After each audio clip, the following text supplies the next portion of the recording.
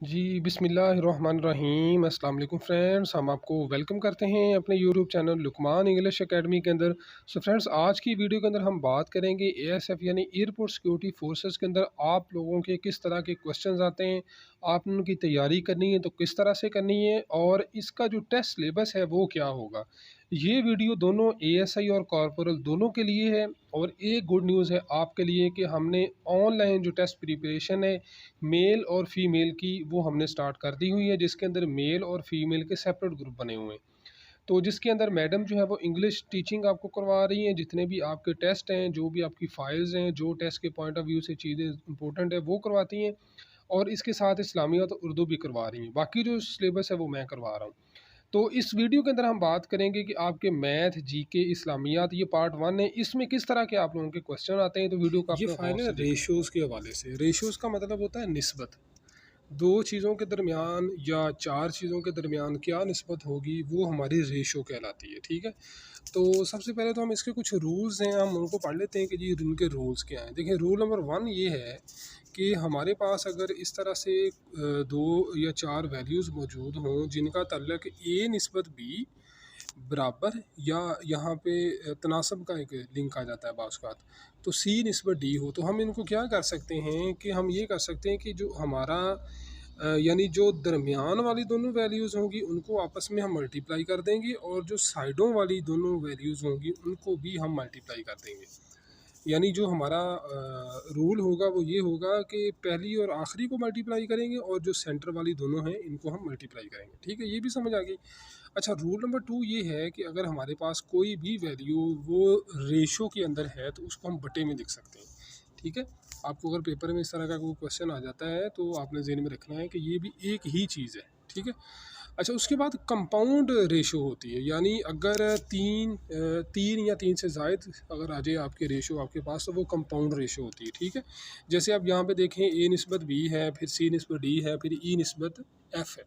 अगर इन सब को अगर हम देखें तो हमारे पास क्या बनता है कि ये एक कंपाउंड रेशो बनती है। और इनको अगर हम लिखें तो इनको हम कैसे लिख सकते हैं कि ए सी ई, यानी पहले पहले हिस्से फिर उसके बाद जो दूसरे दूसरे हिस्से हैं। ठीक है, इनको हम इस तरह से लिख सकते हैं। ठीक है जी, ये समझ आ गई आपको। तो चलें, अब उसके बाद हम कुछ एग्जांपल्स करेंगे छोटी छोटी, ताकि आप लोगों को समझ आ जाए। और ये आपका जो पेपर होगा इसके पॉइंट ऑफ व्यू से बड़ी इंपॉर्टेंट है। इसमें क्वेश्चन नंबर वन हम देखते हैं जी कि हमने क्या करना है। कि क्वेश्चन ये है कि write the following quantities into the form of a निस्बत बी, यानी A ratio B ratio C. आपने इस फॉर्म के अंदर इसको लिखना है, यानी ये आपको क्वेश्चन दिया गया है। आपने इनकी ए निस्बत बी निस्बत सी, ये आपने इनकी रेशो एक बनानी है। वो आपने बनानी है। कैसे बनाएंगे जी? आपके पास 500 ग्राम है, 800 ग्राम है और फिर 1 kg है। अब याद रखें, जो 1 kg है इसका मतलब है 1000 ग्राम। 1 किलो में कितने ग्राम होंगे? 1000 ग्राम। ये सारी चीज़ें बड़ी इंपॉर्टेंट है आपके पेपर के पॉइंट ऑफ व्यू से। आपका टेस्ट सिलेबस काफ़ी लेंथी होता है तो इसको ज़रा गौर से देखना। अब इसकी रेशियो हम कैसे बनाएंगे? 500 ग्राम लिख लिया, 800 ग्राम लिख लिया और 1000 ग्राम, यानी कि 1 kg को हमने 1000 ग्राम लिखा है। अब ये ज़ीरो ज़ीरो सारे कट जाएंगे तो पीछे हमारे पास क्या निस्बत बन जाएगी? 5 निस्बत 8 और निस्बत 10। ठीक है। तो ये जो हमें कहा गया था कि आपने ए रेशो बी रेशो सी आपने कैलकुलेट करनी है, वो हमने कैलकुलेट कर दी। तो यहाँ तक आपको समझ आ गई है जी। तो उसके बाद है जी, इसी तरह से आपके पास वीक के हवाले से कि 1 वीक है, फिर 2 वीक हैं और फिर 9 डेज़ है। तो आपने क्या करना है, सबको डेज़ में बदल ले और इसकी एक रेशो बनाना है। यहाँ तक समझ आ गई? बिस्मिल्लाहिर्रहमानिर्रहीम। अस्सलाम वालेकुम। अच्छा स्टूडेंट्स, ये मैंने जो फाइल नंबर वन आप लोगों को सेंड की हुई थी, तो अब देखें, दो चीज़ें हैं आपके पास, दो ऑप्शन हैं। एक तो ये कि आप इसको समझ के करें। दूसरा ऑप्शन क्या है कि आप इसको इस तरीके से, इस अंदाज से समझें, रट्टा ना लगाएं, ताकि आप लोगों को हमेशा एक चीज़ जो बताई गई है वो हमेशा आपको याद रहे। इसमें देखिए, सबसे पहले जो वर्ड है वो है द मीनिंग ऑफ सब वे। अब सब वे क्या होता है? इसका मतलब क्या है? इसका मतलब ये है कि कोई भी ऐसा रास्ता जो अंडरग्राउंड हो, यानी जो ज़मीन के नीचे, जैसे बैरून मुल्क हैं तो उनके अंदर जो मोस्टली उनके जो मेट्रो के स्टेशन होते हैं वो अंडरग्राउंड होते हैं। ठीक है, जो उनकी ट्रेन्स होती हैं वो भी अंडरग्राउंड चल रही होती हैं। और दूसरा इसका जो मतलब बनता है वो डाउन पाथ, यानी कोई रास्ता जो नीचे को जा रहा है, मसलन सीढ़ियाँ ऊपर से नीचे को जा रही हो, तो ये भी सब वे के अंदर ही आता है। ठीक है। तो समझ आ गई सब वे की क्या होती है, यानी कोई भी गुजरगाह जिसको हम कहते हैं। ठीक है। अच्छा, अब उसके बाद जो क्वेश्चन नंबर टू है इसको आपने देखना है कि विच नाइट्रोजीनियस वेस्ट, यानी कौन सा nitrogenous waste product is the most toxic. Toxic का मतलब होता है कि जो ज़्यादा जहरीली है, कौन सी मोस्ट जहरीली and produce only the insect that. अच्छा, अब इसके अंदर आपने ये बताना है कि कौन सी ऐसी जहरीली गैस है जो किसी भी नाइट्रोजेनस वेस्ट की शक्ल के अंदर प्रोड्यूस होती है, कौन सा उसका प्रोडक्ट होता है। ठीक है, तो ये अमोनिया जो है, ये इसको हम कहते हैं NH3, ये हमारे पास है। इसका फार्मूला भी देखें, आपको समझ आ गया। और जो अमोनिया गैस होती है, अब देखें यहाँ पर जो ऑप्शन दिए हुए हैं ना, एक तो आपको दिया हुआ है यूरिया, ठीक है। अमोनिया जो हमारा आंसर है वो आपको पता चल गया। अब यूरिक एसिड क्या होता है, यूरिक एसिड उतना खतरनाक नहीं होता, उतना टॉक्सिक नहीं होता, ठीक है, क्योंकि बात हुई है मोस्ट टॉक्सिक की।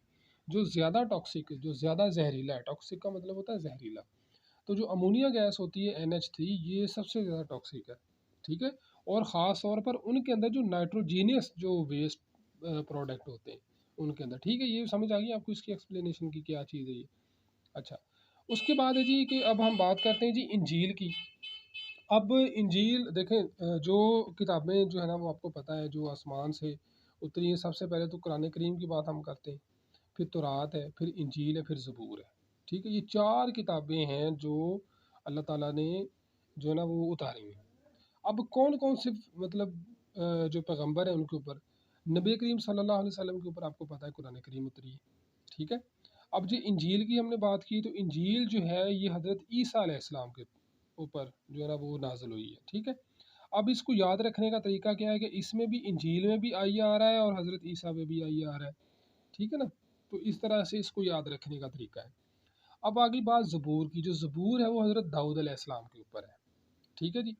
तो जो तौरात थी वो हज़रत मूसा अलैहिस्सलाम के ऊपर उतरी थी, ठीक हो गया। ये आपको समझ आ गई इनकी क्या क्या कौन कौन सी किताबें थी, टोटल आपकी चार किताबें। और नाम उनके क्या हैं जी, सबसे पहले कुरान करीम है, फिर ये जो बात हुई है इंजील की, इंजील है, फिर तौरात है और ज़बूर है। ज़बूर हज़रत दाऊद अलैहिस्सलाम के ऊपर, इंजील हज़रत ईसा अलैहिस्सलाम के ऊपर, और जो आपकी तौरात है वो हज़रत मूसा अलैहिस्सलाम के ऊपर, ठीक हो गया। हज़रत इब्राहीम अलैहिस्सलाम के ऊपर सहीफ़े उतरे थे, ठीक है, किताब कोई नहीं थी। ये समझ आ गई आपको। तो ये तरीक़ेकार होता है इसको याद करने का, ताकि आपको कोई भी चीज़ भूले ना।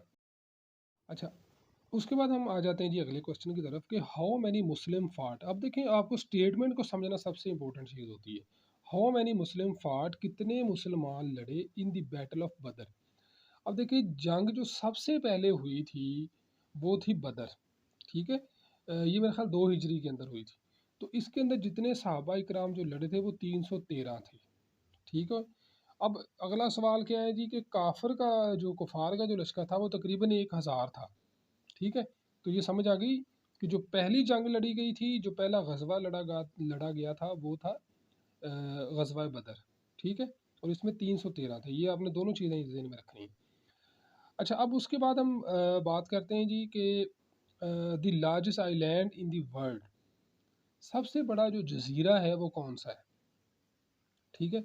जजीरा किसको कहते हैं, जजीरा कहते हैं कि कोई भी ऐसी खुशकी की जगह जो समंदर के साथ वाक़ई हो, यानी समंदर के साथ जो मतलब खुशकी का जो टुकड़ा है समंदर के अंदर या समंदर के साथ, उसको हम कहते हैं कि ये आइसलैंड है। आइसलैंड भी इसको कहते हैं, आइलैंड भी कहते हैं। तो ये है ग्रीनलैंड, ठीक है, समझ आ गई जी।